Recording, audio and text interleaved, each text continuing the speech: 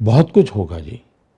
अब जैसे digital embassy की कल्पना, हम काफ़ी मात्रा में उसको प्रमोट कर रहे हैं। आपने जो डिजिटल क्रांति भारत में देख रहे हैं,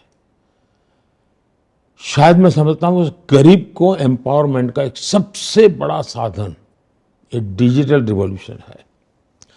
असमानता कम करने में डिजिटल रिवॉल्यूशन बहुत बड़ी मदद करेगा। मैं समझता हूँ कि एआई, आज दुनिया ये मानती थी, मानना शुरू की है कि एआई में भारत पूरी दुनिया को लीड करेगा। बिल्कुल। और हमारे पास उस प्रकार के टैलेंट, हमारे यूथ है, वो बहुत कुछ कर सकता है। दूसरा, भारत के पास विविधताएं बहुत है, हमारे डेटा की ताकत बहुत है जी।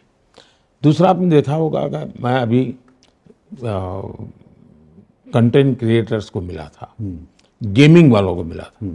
उन्होंने एक बात मुझे बड़े आश्चर्यजनक कही। वो मैंने कहा, भाई ये क्या कारण है इतना ये फैल रहा है? बोले, साहब डेटा बहुत सस्ता है। बोले, दुनिया में डेटा इतना महंगा है।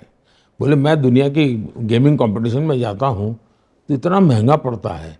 भारत में जब बाहर के लोग आते हैं उनको आते, अरे इतने में मैं, उसके कारण भारत में एक नया क्षेत्र खुल रहा है। आज ऑनलाइन सब चीज़ एक्सेस है।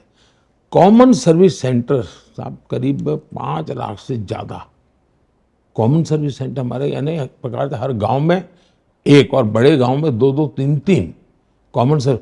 और कॉमन सर्विस सेंटर में आजकल सामान्य आदमी भी, उसको रेलवे रिजर्वेशन कराना है, वो अपने गांव में ही कॉमन सर्विस सेंटर से करा लेता है।